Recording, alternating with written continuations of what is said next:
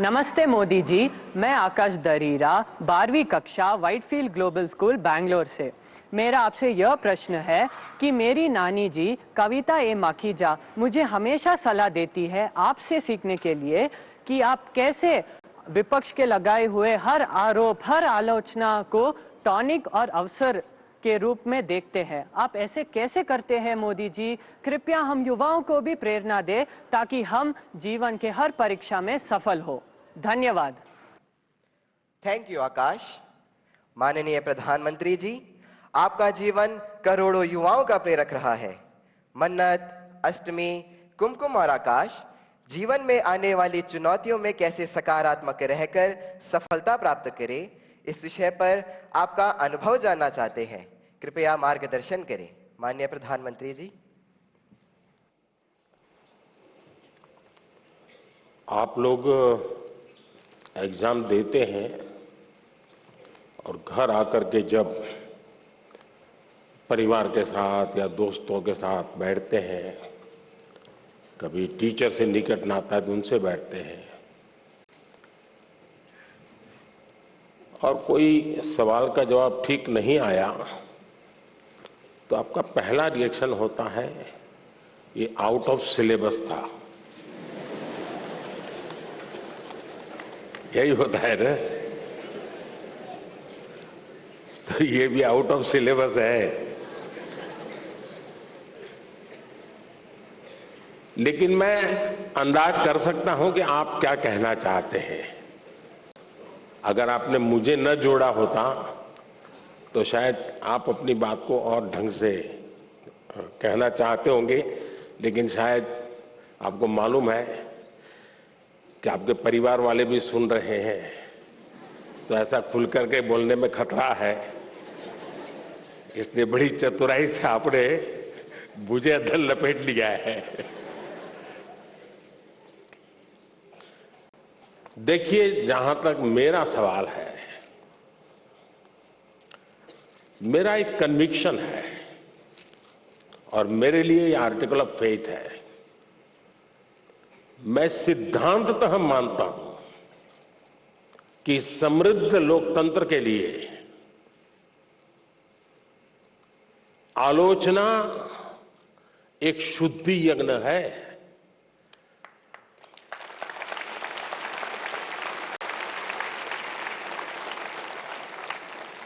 आलोचना ये समृद्ध लोकतंत्र की पूर्व शर्त है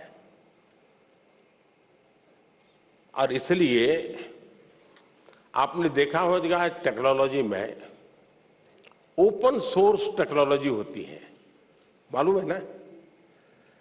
ओपन सोर्स होता है, उसमें सब लोग अपनी अपनी चीजें डालते हैं और ओपन सोर्स टेक्नोलॉजी के माध्यम से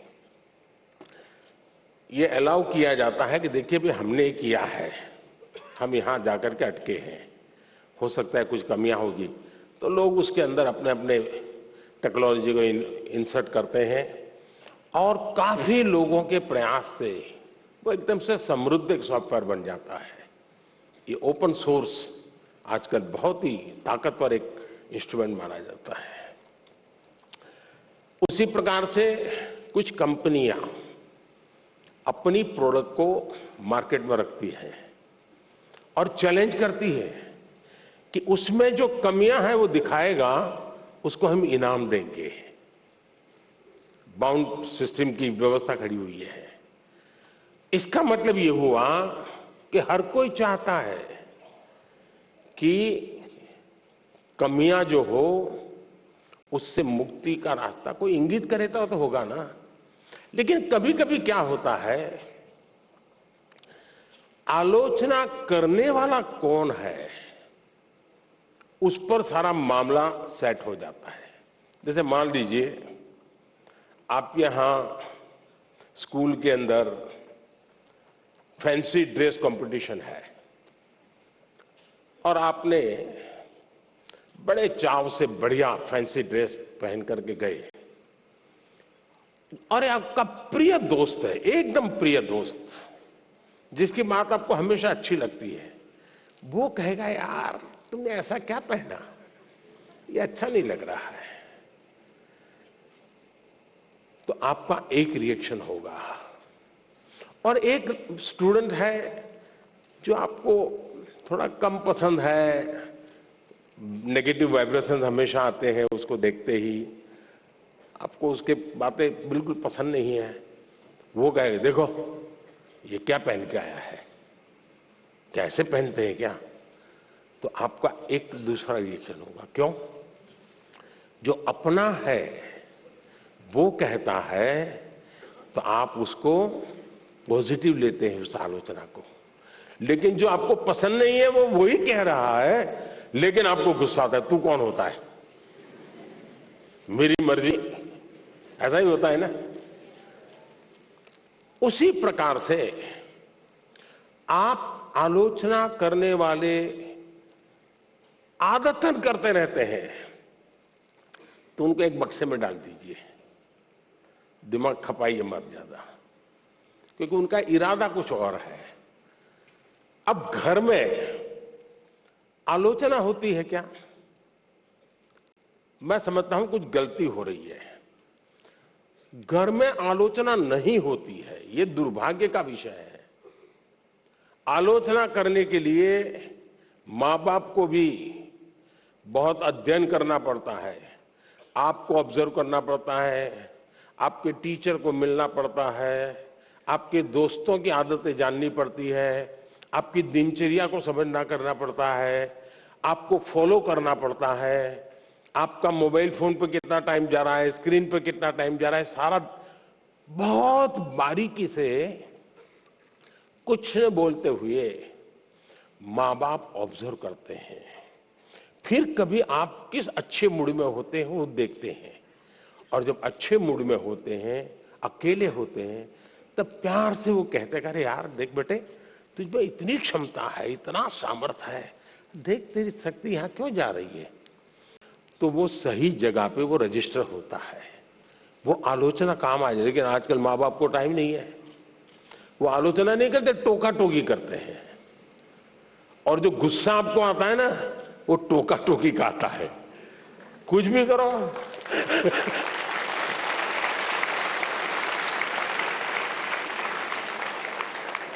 खाने पे बैठे हैं कुछ भी कहेंगे, ये खाया तो भी कहेंगे, नहीं खाया तो भी कहेंगे, यही होता है ना। देखिए अब आपके माता पिताजी आपको पकड़ेंगे घर जाके क्या है।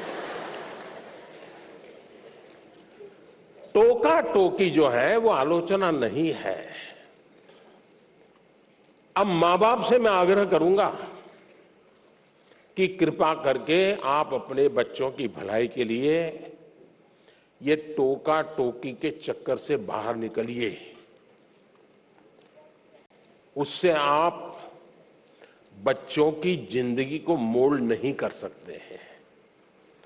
ऊपर से इतना मन से कुछ उस दिन अच्छे मूड में है, कुछ अच्छा करने के मूड में है, और आपने सुबह ही कुछ कह दिया, देख दूध ठंडा हो गया, तू दूध पीता नहीं है, शुरू कर दिया, तू तो ऐसा ही है, फलाना देख कैसा करता है, तुरंत सुबह अपनी मां कहती है ऐसे दूध पी लेता है, फिर उसका दिमाग फटकता है, वो दिन भर का उसका काम है बर्बाद हो जाता है।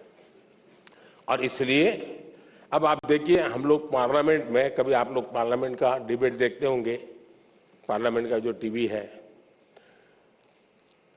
कुछ लोग बहुत ही अच्छी तैयारी करके आते हैं पार्लियामेंट में अपनी स्पीच देने के लिए, लेकिन स्वभाव से जो सामने विपक्ष के लोग होते हैं ना, वो आपकी साइकोलॉजी जानते हैं, तो कुछ में ऐसे ही कोई टिप्पणी कर देते बैठे बैठे, और उसको मालूम है कि टिप्पणी ऐसी है कि वो रिएक्ट करेगा ही करेगा। तो हमारा एमपी होता है, उसको लगता है अब इंपॉर्टेंट इसकी टिप्पणी है, इसलिए जो तैयारी करके आया है वो छूट जाती है, और वो उसी की टिप्पणी को जवाब देता रहता है।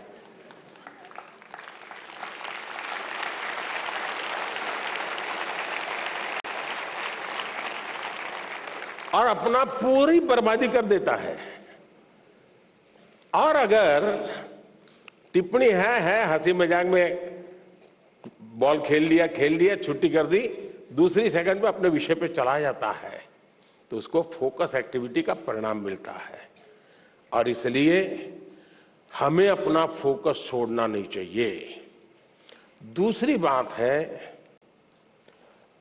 देखिए, आलोचना करने के लिए बहुत मेहनत करनी पड़ती है, बहुत अध्ययन करना पड़ता है, उसका एनालिसिस करना पड़ता है, कंपैरिजन करनी पड़ती है, भूतकाल देखना पड़ता है, वर्तमान देखना पड़ता है, भविष्य देखना पड़ता है, बड़ी मेहनत करनी पड़ती है, तब जाके आलोचना संभव होती है। और इसलिए आजकल शॉर्टकट का जमाना है। ज्यादातर लोग आरोप करते हैं, आलोचना नहीं करते हैं। आरोप और आलोचना के बीच में बहुत बड़ी खाई है। हम आरोपों को आलोचना न समझे। आलोचना तो एक प्रकार से वो न्यूट्रिएंट है जो हमें समृद्ध करता है। आरोप वो चीजें हैं जिसको हमने आरोप लगाने वालों को गंभीरता से लेने की जरूरत नहीं है, समय बर्बाद की जरूरत नहीं है। लेकिन आलोचना को कभी लाइट नहीं लेना चाहिए, आलोचना को हमेशा मूल्यवान समझना चाहिए।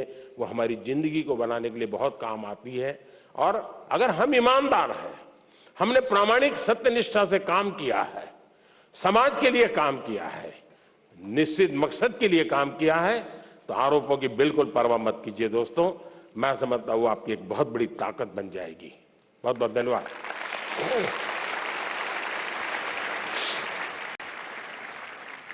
माननीय प्रधानमंत्री जी, आपकी सकारात्मक ऊर्जा ने करोड़ों देशवासियों को नया मार्ग दिखाया। आपका धन्यवाद। माननीय प्रधानमंत्री जी, तालों के शहर भोपाल के दीपेश अहिरवार आभासी माध्यम से हमसे जुड़े हुए हैं एवं माननीय प्रधानमंत्री जी से प्रश्न पूछना चाहते हैं। दीपेश, कृपया अपना प्रश्न पूछे। माननीय प्रधानमंत्री जी नमस्कार, मेरा नाम दीपेश अहिरवार है। मैं शासकीय उच्चतर माध्यमिक विद्यालय अहमदाबाद कोलकाता भोपाल का कक्षा 10वीं का छात्र हूँ। आजकल बच्चों में काल्पनिक खेल और इंस्टाग्राम की लत एक सामान्य सी बात हो गई है। ऐसे समय में हम अपनी पढ़ाई पर कैसे ध्यान केंद्रित करें? माननीय सर, मेरा आपसे यह प्रश्न है कि हम बिना ध्यान भटकाए अपनी पढ़ाई पर कैसे ध्यान केंद्रित करें? मैं इस संबंध में आपसे मार्गदर्शन चाहता हूँ। धन्यवाद। धन्यवाद दीपेश। माननीय प्रधानमंत्री जी, अदिताभ गुप्ता का प्रश्न इंडिया टीवी द्वारा चुना गया है। अदिताभ हमसे आभासी माध्यम से जुड़े रहे हैं। अदिताभ, अपना प्रश्न पूछिए। मेरा नाम अदिताभ गुप्ता है। मैं 10th क्लास में पढ़ता हूँ। जैसे कि टेक्नोलॉजी बढ़ती जा रही है, वैसे भी हमारी डिस्ट्रैक्शन जो है वो और ज़्यादा बढ़ती जा रही है। हमारा फोकस पढ़ाई पे कम होता है और सोशल मीडिया पे ज़्यादा होता है। तो मेरा आपसे ये सवाल है कि हम पढ़ाई पे कैसे फोकस करें और सोशल मीडिया पे कम करें, क्योंकि आपके टाइम पे इतनी ज़्यादा डिस्ट्रैक्शंस नहीं होती थी जितनी अभी हमारे टाइम पे है। धन्यवाद अदिताभ। Honorable Prime Minister Sir, the next question comes from Kamakshi Rai on a subject that is central to many students. Her question has been selected by Republic TV. Kamakshi, please ask your question. Greetings, Prime Minister and everyone. I am Kamakshi Rai, studying in class 10th from Delhi. My question to you is, what are the different ways that can be adopted by a student to not easily get distracted during their exam times? Thank you. धन्यवाद कामाक्षी। माननीय प्रधानमंत्री जी, इस प्रश्न का चुनाव जी TV द्वारा किया गया है। मनन मित्तल हमसे आभासी माध्यम से जुड़े हैं। मनन, कृपया अपना प्रश्न पूछिए। नमस्ते प्रधानमंत्री जी, मैं मनन मित्तल डीपीएस बैंगलोर साउथ से बोल रहा हूं। मुझे आपसे एक प्रश्न है। ऑनलाइन पढ़ाई करते वक्त बहुत सारे डिस्ट्रैक्शंस होते हैं, जैसे कि ऑनलाइन गेमिंग वगैरह वगैरह। हम इससे कैसे बचें? ये स्टूडेंट है क्या?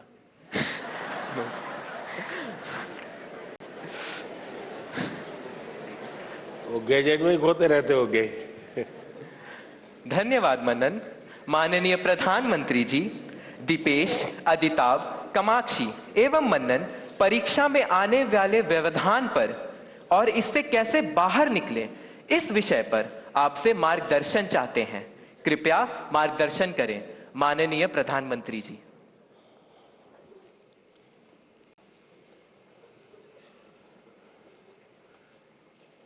सबसे पहले तो निर्णय ये करना है कि आप स्मार्ट हैं कि गैजेट स्मार्ट है।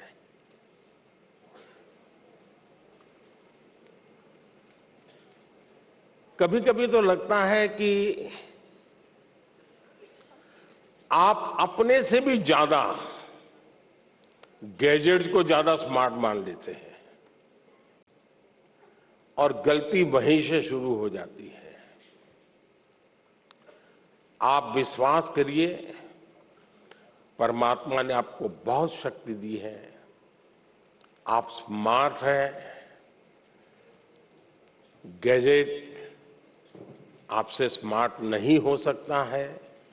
आपकी जितनी स्मार्टनेस ज्यादा होगी उतना गैजेट का सही उपयोग आप कर पाएंगे। वो एक इंस्ट्रूमेंट है जो आपकी गति में नई तेजी लाता है।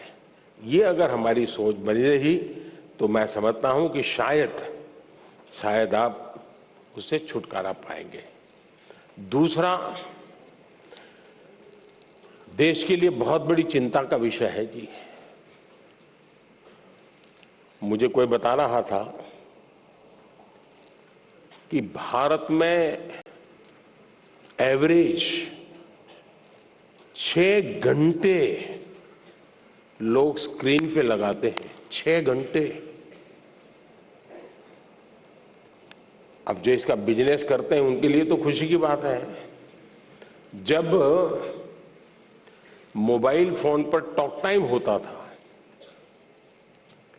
तो टॉक टाइम में कहते हैं कि उस समय एवरेज 20 मिनट जाती थी, लेकिन जब से स्क्रीन और उसमें से रील,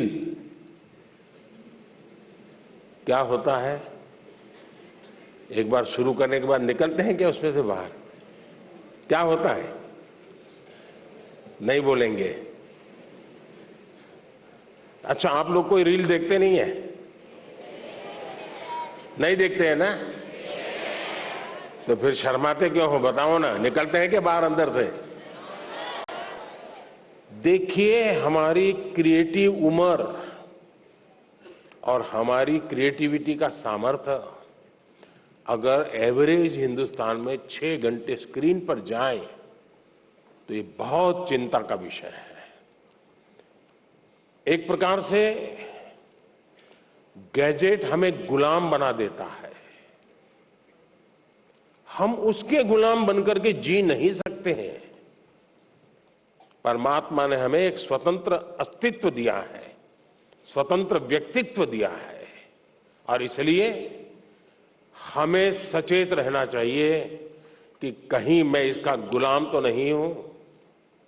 आपने देखा होगा, आप कभी भी देखे होंगे, मेरे हाथ में कभी कोई मोबाइल फोन शायद आप रेयरली कभी देखा होगा, रेयरली।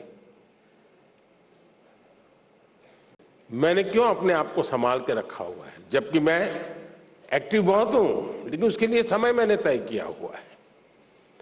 उस समय के बाहर मैं ज्यादा नहीं करता हूं। और इसलिए लोग, तो मैंने देखा है, अच्छी मीटिंग चल रही है, बहुत अच्छी, और थोड़ा सा वाइब्रेशन आया तो ऐसे निकाल के देखता है। मैं समझता हूं कि हमने खुद ने कोशिश करनी चाहिए कि हम इन गैजेट्स के गुलाम नहीं बनेंगे। मैं एक स्वतंत्र व्यक्तित्व हूं, मेरा स्वतंत्र अस्तित्व है, और उसमें से जो मेरे काम की चीज है उस तक ही मैं सीमित रहूंगा। मैं टेक्नोलॉजी का उपयोग करूंगा, मैं टेक्नोलॉजी से भागूंगा नहीं, लेकिन मैं उसकी उपयोगिता और आवश्यकता अपने मुताबिक करूंगा। अब मान लीजिए आपने ऑनलाइन डोसा बनाने की बढ़िया रेसिपी पढ़ ली, घंटा लगा दिया, कौन कौन से इंग्रेडिएंट्स होते हैं वो भी कर लिया, पेट भर जाएगा क्या? भर जाएगा क्या? नहीं भरेगा ना? उसके लिए तो डोसा बना के खाना पड़ेगा ना।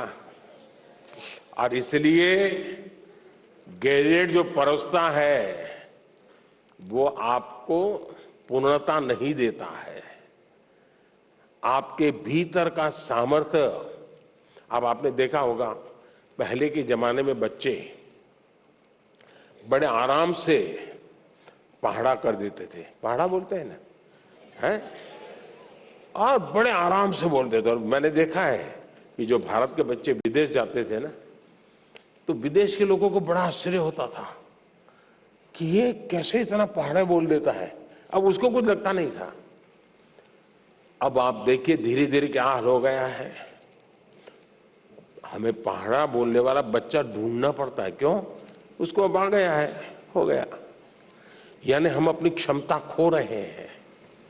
हमें अपनी क्षमता खोए बिना क्षमता को आगे बढ़ाना, ये हमें कॉन्शियसली प्रयास करना पड़ेगा। अदरवाइज धीरे धीरे धीरे करके वो विधा खत्म हो जाएगी।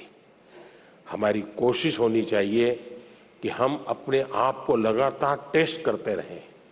मुझे ये आता है कि नहीं आता है, वरना तो आजकल तो आर्टिफिशियल इंटेलिजेंस के इतने प्लेटफॉर्म आए हैं कि आपको कुछ करने की जरूरत नहीं है। उस प्लेटफॉर्म पे जाकर के चैट पर चले जाएंगे तो आपको दुनिया भर की चीजें बता करके दे देता है वो। अब तो गूगल से भी एक स्टेप आगे चला गया है। अगर आप उसमें फंस गए तो आपकी क्रिएटिविटी खत्म हो जाएगी। और इसलिए मेरा तो आग्रह रहेगा कि आप, दूसरा, हमारे यहां आरोग्य का जो शास्त्र है पुरातन भारत में आरोग्य का, उसमें उपवास की परंपरा होती है कि कुछ जरा ऐसा लगता है तो ऐसा करो, आप फास्टिंग करो। कुछ हमारे देश में कुछ रिलीजियस रिचुअल्स में भी होता है फास्टिंग करो। अब वक्त बदल चुका है, तो मैं आपको कहूंगा क्या आप हफ्ते में कुछ दिन या दिन में कुछ घंटे ये टेक्नोलॉजी का फास्टिंग कर सकते हैं क्या? कि उतने घंटे उसकी तरफ जाएंगे ही नहीं।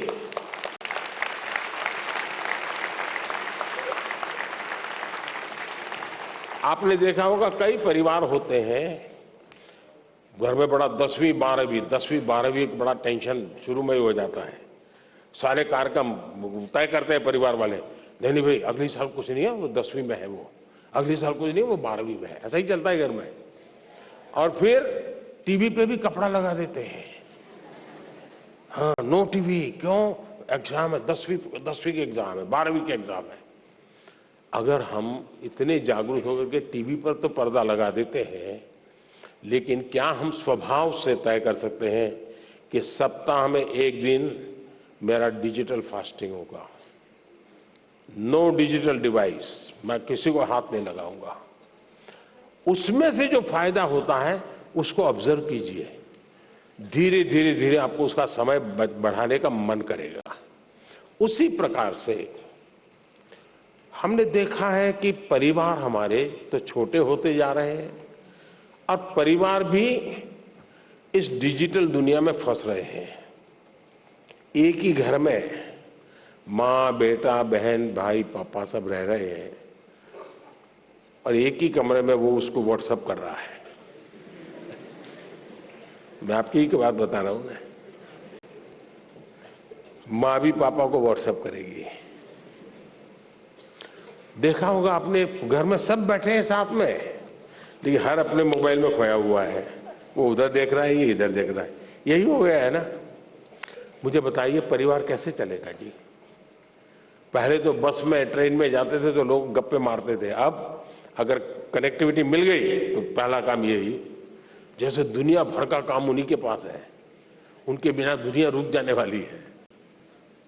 ये जो बीमारियां हैं, इस बीमारियों को हमें पहचानना होगा।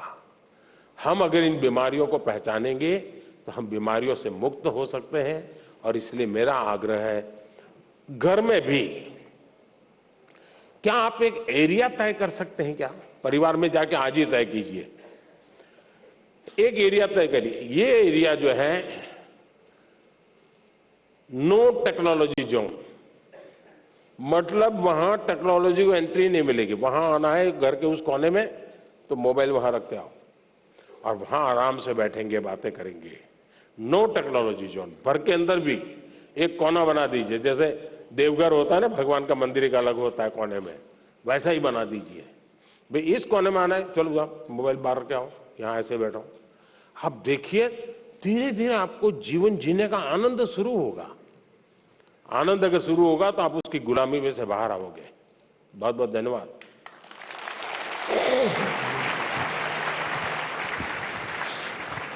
Thank you, Honorable Prime Minister, sir, for sharing such light-hearted mantra of digital fasting to tackle challenging situations in such an easy manner. माननीय प्रधानमंत्री जी, हिमालय पर्वतमाला में स्थित प्राकृतिक सौंदर्य से भरपूर यूनियन टेरिटरी जम्मू से निदा हमसे आभासी माध्यम से जुड़ रही हैं एवं आपसे प्रश्न पूछना चाहती हैं। निदा, अपना प्रश्न पूछे। Honorable Prime Minister Sir, Namaskar. I am Nida of class 10th from Government Model High Secondary School, Sujwa, Jammu. Sir, my question is, when we work hard but do not get the desired result, then how can we put that stress in a positive direction? Respected Sir, have you ever been through such a situation? Thank you. धन्यवाद निदा। माननीय प्रधानमंत्री जी, भगवान कृष्ण के उपदेश की भूमि, खेल जगत में ख्याति प्राप्त नीरज चोपड़ा जैसे विख्यात खिलाड़ियों के प्रदेश हरियाणा के पलवल से प्रशांत आपसे प्रश्न पूछना चाहते हैं। प्रशांत, कृपया अपना प्रश्न पूछे। माननीय प्रधानमंत्री जी, नमस्कार। मेरा नाम प्रशांत है। मैं शहीद नायक राजेंद्र सिंह राजकीय मॉडल संस्कृति वरिष्ठ माध्यमिक विद्यालय हथीन, जिला पलवल, हरियाणा के कक्षा 12वीं विज्ञान संकाय का छात्र हूं। मेरा आपसे यह प्रश्न है कि तनाव परीक्षा के परिणामों को किस तरह प्रभावित करता है। मैं इसमें आपसे मार्गदर्शन चाहता हूं। धन्यवाद श्रीमान। धन्यवाद प्रशांत। माननीय प्रधानमंत्री जी, निदा और प्रशांत की तरह देश भर के करोड़ों छात्र आपसे परीक्षा परिणाम पर तनाव का प्रभाव इस विषय पर मार्गदर्शन चाहते हैं। माननीय प्रधानमंत्री जी।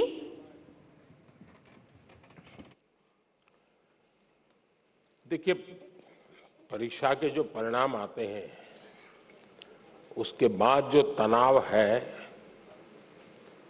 उसका मूल कारण, एक तो हमने परीक्षा देकर के जब घर आए तो घर के लोगों को ऐसे पाठ पढ़ाए कि मेरा तो शानदार पेपर गया है, मेरा तो बिल्कुल 90 तो पक्का है और बहुत अच्छा करके आया हूं। तो घर के लोगों का एक मन बन जाता है और हमको भी लगता है कि वो गाली खानी ही है तो महीने भर के बाद खाएंगे, अभी तो बता दो उनको। और उसका परिणाम ये आता है कि वैकेशन का जो टाइम होता है, परिवार ने मान लिया होता है कि तुम सच बोल रहे हो और तुम अच्छा रिजल्ट लाने ही वाले हो, ऐसा मान लेते हैं। वो अपने दोस्तों को बताना शुरू कर देते हैं, नहीं इस बार तो बहुत अच्छा किया उसने और बहुत मेहनत करता था, अरे कभी खेलने नहीं जाता था, कभी रिश्तेदार के यहाँ शादी में, वो अपना जोड़ते रहते हैं जैसा मेरा बड़ा बड़ा। और एग्जाम का रिजल्ट आने तक तो उन्होंने ऐसा माहौल बना दिया होता है कि बस ये तो फर्स्ट सेकंड के पीछे रहेगा ही नहीं। और जब रिजल्ट आता है 40-45 मार्क, फिर तूफान खड़ा हो जाता है।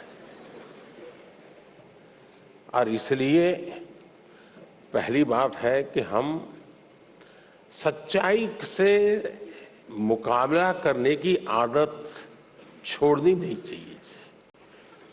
हम कितने दिन तक झूठ के सहारे जी सकते हैं? स्वीकार करना चाहिए, हाँ मैं आज गया लेकिन मैं एग्जाम ठीक से नहीं गई मेरी, मैंने कोशिश की थी, अच्छा नहीं हुआ। अगर पहले से ही आप कह देंगे और मान लीजिए 5 मार्क ज्यादा आ गए तो आपने देखा होगा घर में तनाव नहीं होगा। वो कहेंगे अरे तू तो कहता था बहुत खराब गया, तुम तो अच्छे मार्क लेके आए हो। स्टैंडर्ड, वो जो मानदंड है ना, वो सेट हो जाता है, उससे अच्छा दिखता है, इसलिए आपको। दूसरा है तनाव का कारण, आपके दिमाग में आपके दोस्त भरे रहते हैं। वो ऐसा करता है तो मैं ऐसा करूंगा, वो ऐसा करता है तो मैं ऐसा करूंगा। क्लास में कोई बहुत ही होनहार बच्चा होता है, हम भी होनहार होते हैं, 19-20 का फर्क होता है। दिन रात हम उस कंपटीशन के भाव में जीते हैं। तनाव का ये भी एक कारण होता है। हम अपने लिए जिए, अपने में जिए, अपनों से सीखते हुए जिए। सीखना सबसे चाहिए, लेकिन अपने भीतर के सामर्थ्य पर बल देना चाहिए। अगर ये हम करते हैं तो तनाव से मुक्ति की संभावनाएं बढ़ जाती है। दूसरा, जीवन की तरफ हमारी सोच क्या है। जिस दिन हम मानते हैं कि ये एग्जाम गई मतलब जिंदगी गई, फिर तो तनाव शुरू होना ही होना है। जीवन किसी एक स्टेशन पर रुकता नहीं है जी। अगर एक स्टेशन छूट गया तो दूसरी ट्रेन आएगी, दूसरे बड़े स्टेशन पे ले जाएगी। अब चिंता मत कीजिए।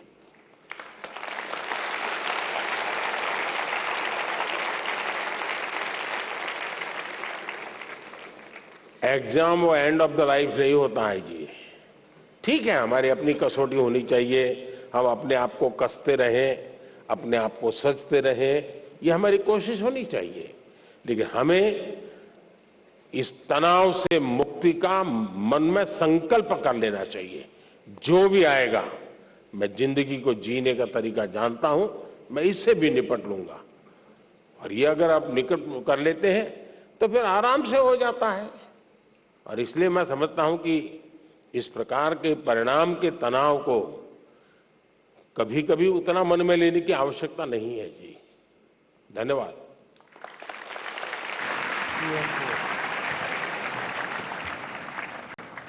माननीय प्रधानमंत्री जी, आपका अनुभव सुनकर हमें नई चेतना आई है। आपका धन्यवाद। Honorable Prime Minister Sir, R. Akshara Siri lives in the Rangareddy district in Telangana. She is in quest of a significant subject and looks up to you for directions. Akshara, please put forth your question. माननीय प्रधानमंत्री जी, सादर नमस्कार। मेरा नाम है are Akshara सिरी। मैं जवाहर नवोदय विद्यालय रंगारेड्डी हैदराबाद की 9वीं कक्षा की छात्रा हूँ। मान्यवर, मेरा प्रश्न है, हमें अधिक भाषाएं सीखने के लिए क्या करना चाहिए? मैं इसमें आपकी मार्गदर्शन चाहती हूँ। धन्यवाद श्रीमान। Thank you Akshara. Honourable prime minister sir, इसी से मिलता जुलता प्रश्न रितिका गोडके भारत की हृदय नगरी भोपाल से आई हैं। वे हमारे साथ सभागार में हैं। रितिका, कृपया अपना प्रश्न पूछें। आदरणीय प्रधानमंत्री जी, नमस्कार। मेरा नाम रितिका घोड़के है। मैं भोपाल मध्य प्रदेश कक्षा 12वीं की छात्र शासकीय सुभाष उत्कृष्ट माध्यमिक विद्यालय स्कूल फॉर एक्सीलेंस की छात्रा हूँ। सर, मेरा क्वेश्चन आपसे यह है कि हम अधिक से अधिक भाषाएं कैसे सीख सकते हैं और ये क्यों जरूरी है? धन्यवाद। धन्यवाद रितिका। माननीय प्रधानमंत्री जी, कृपया अक्षरा और रितिका को बहुभाषी कौशल प्राप्त करने के लिए मार्गदर्शन करें, जो कि समय की आवश्यकता है। माननीय प्रधानमंत्री जी। बहुत ही अच्छा सवाल पूछा आपने। वैसे मैं शुरू में कह रहा था कि बाकी चीजें छोड़ करके थोड़ा फोकस होते जाइए। लेकिन एक ऐसा सवाल है कि जिसमें मैं कहता हूं कि आप जरा एक्सट्रोवर्ट हो जाइए। थोड़ा बहुत एक्सट्रोवर्ट होना बहुत जरूरी होता है। और ये मैं इसलिए कह रहा हूं,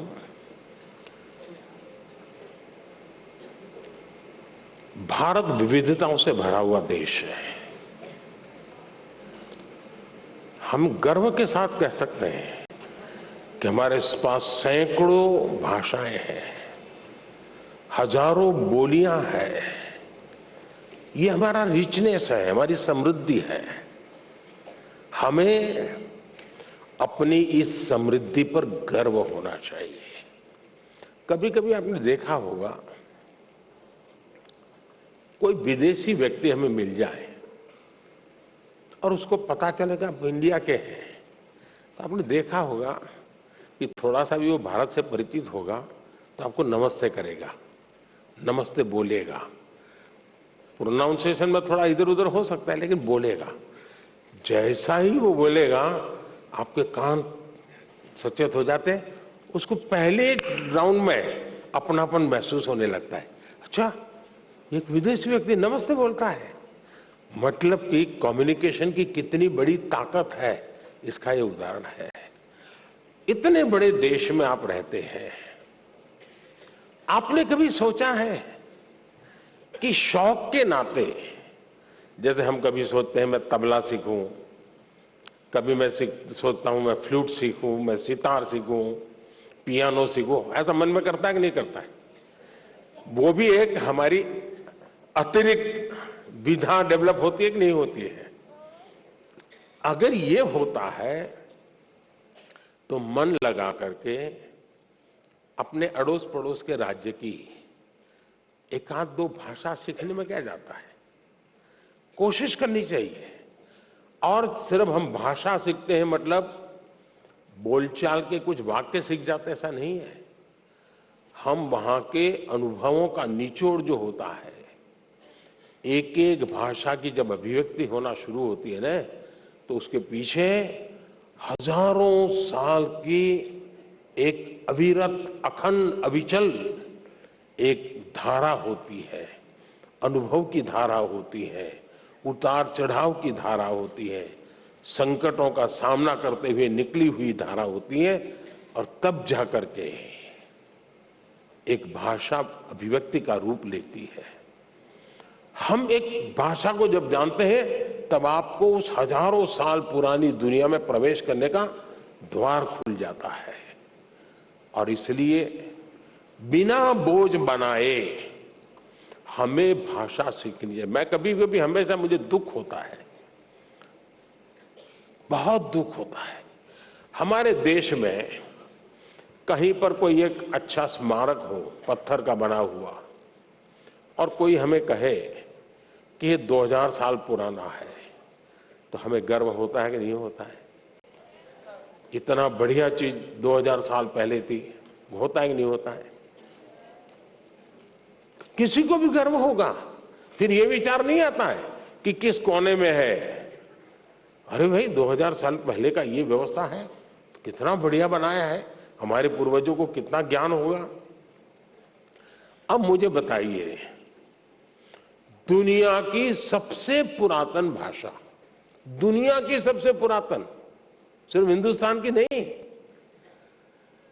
दुनिया की सबसे पुरातन भाषा जिस देश के पास हो, उस देश को गर्व होना चाहिए कि नहीं होना चाहिए?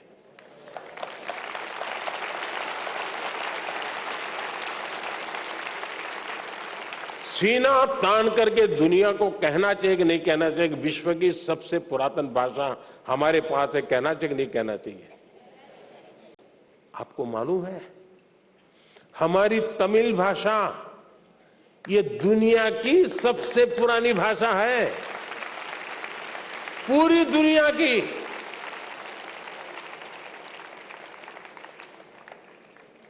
इतनी बड़ी अमानत इस देश के पास है, इतना बड़ा गौरव देश के पास है, ये हम सीना तान करके दुनिया में कहते नहीं है। मैं पिछली बार जब यूनो में मेरा भाषण था, तो मैंने जानबूझकर कुछ तमिल बातें बताई, क्योंकि मैं दुनिया को बताना चाहता था, मुझे गर्व है कि तमिल भाषा दुनिया की श्रेष्ठ भाषा, दुनिया की सबसे पुरानी भाषा ये मेरे देश की है।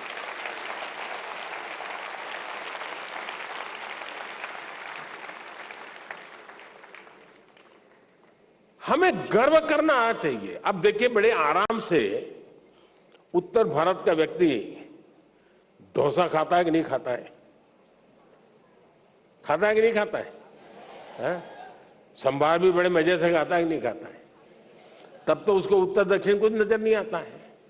दक्षिण में जाइए आप तो वहां परोठा सब्जी भी मिल जाती है, पूरी सब्जी भी मिल जाती है और बड़े चाव से लोग खाते हैं। गर्व करते हैं कि नहीं करते हैं? कोई तनाव नहीं होता है, कोई रुकावट नहीं होती है। जितनी सहजता से बाकी जिंदगी आती है उतनी ही सहजता से, और मैं तो चाहूंगा हर किसी ने कोशिश करनी चाहिए कि अपनी मातृभाषा के उपरांत भारत की कोई न कोई भाषा, कुछ तो सेंटेंसेस आने चाहिए। आप देखिए कि आपको आनंद आएगा जब ऐसे व्यक्ति को मिलोगे और 2 वाक्य भी अगर आप उसकी भाषा में बोलोगे, एकदम अपनापन हो जाएगा। और इसलिए भाषा को बोझ के रूप में नहीं। और मुझे याद है, मैं जब बहुत साल पहले की बात थी, सामाजिक काम में लगा था, तो मैंने एक बच्ची को, और मैंने देखा है कि बच्चों में भाषा को कैच करने की बड़ी गजब की ताकत होती है, हड़प कर देती बहुत तेजी से।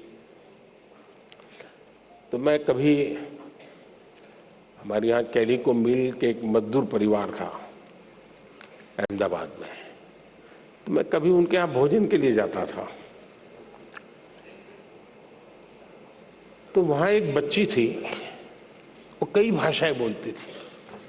क्योंकि एक तो वो मजदूरों की कॉलोनी थी, तो कॉस्मोपॉलिटन थी। उसकी माताजी केरल से थी, पिताजी बंगाल से थे। पूरा कॉस्मोपॉलिटन होने के कारण हिंदी चलती थी। बगल में ये परिवार मराठी था और स्कूल जो होती थी वो गुजराती होती थी। मैं हैरान था, वो 7-8 साल की बच्ची बंगाली, मराठी, मलयालम, हिंदी इतनी तेज गति से बढ़िया बोलती थी। और घर में अगर 5 लोग बैठे हैं, इससे बात करनी है तो बंगाली में करेगी, इससे करेगी तो मलयालम में करेगी, इससे करेगी तो गुजराती में करेगी। 8-10 साल की बच्ची थी, यानी उसकी प्रतिभा खिल रही थी। और इसलिए मेरा तो आपसे आग्रह रहेगा कि हमें अपनी विरासत पे, और मैंने तो इस बार लाल किले से भी कहा था पंच प्राण की बात, अपनी विरासत पे हमें गर्व होना चाहिए और हमें गर्व होना चाहिए।